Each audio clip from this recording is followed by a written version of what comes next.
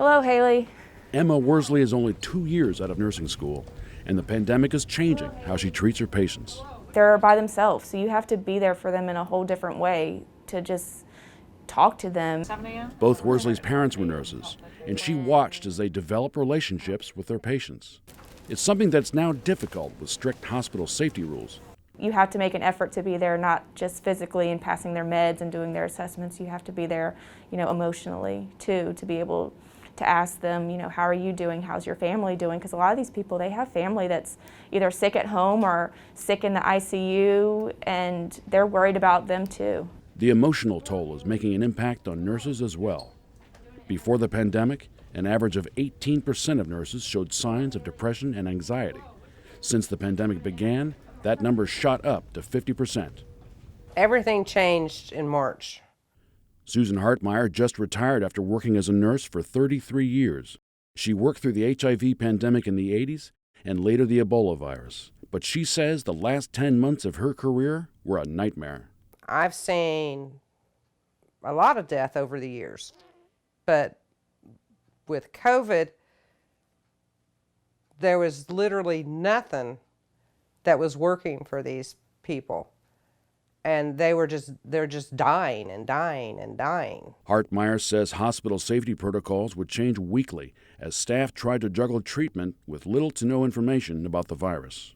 People really didn't know fully at the time how A, deadly it was, and B, how transmissible it was. For Emma Worsley, she's hopeful that as more Americans are vaccinated, the strain on hospitals and her fellow nurses will decrease. But when that will happen is still up in the air. Just the uncertainty that you can't give these patients the answers that they're looking for, because nobody really has a definite answer. Nobody can say when this will end. We just don't know. Joining me now is Dr. Blaise Carabello, Chief of Cardiology at Vidant Medical Center in Greenville. Doctor, thanks for joining us today. Happy to be here.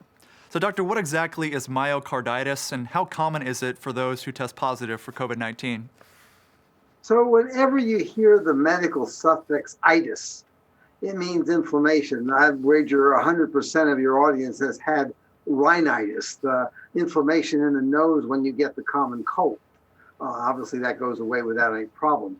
Myocarditis is an inflammation in the heart muscle, which is obviously responsible for keeping you alive. Sometimes that itis is very mild, and sometimes, as in the case of the patient that you presented, it's very serious and disables the heart from being able to do its function of pumping blood. And what are some of the other cardiovascular residual effects that you see in patients recovering from COVID-19? So that's the primary one. Most patients, or many patients, feel fatigued or out of breath after COVID, but lots of times that's due to the virus itself and to lung disease, not heart disease. The major heart problem is the myocarditis, although any infection can trigger a heart attack.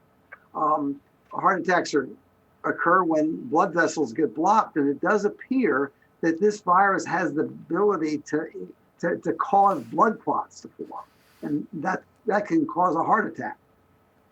And do we know why some people who test positive for COVID-19 develop these symptoms and others don't? No, yeah, we don't exactly, although it does seem that it's patients who have the most severe symptoms of the disease. High fever, the kind of person that would likely come to the hospital because they're so ill.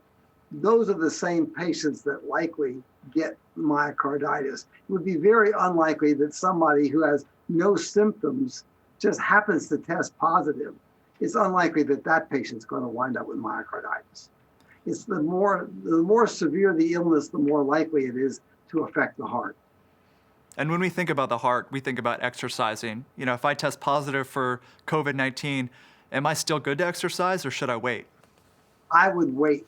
This isn't like the 23-year-old athlete that tears a hamstring.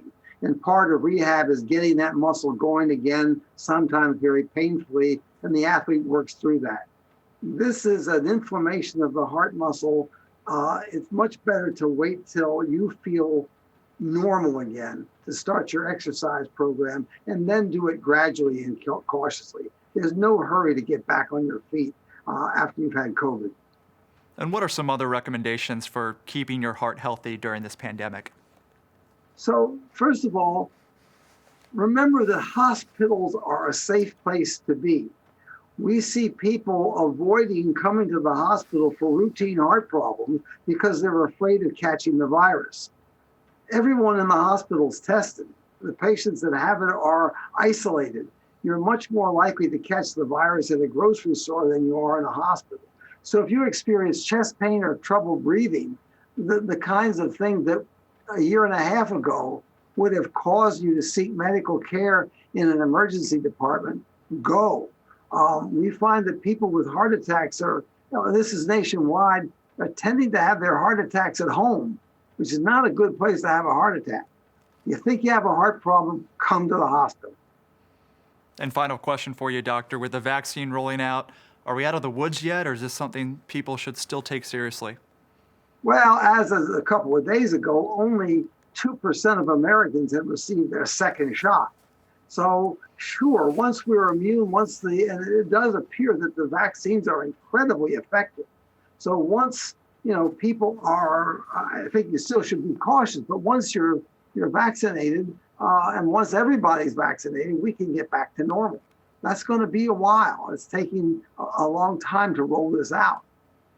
Dr. Carabello, thank you for your time and for your insight on this topic. My pleasure. Thanks for having me.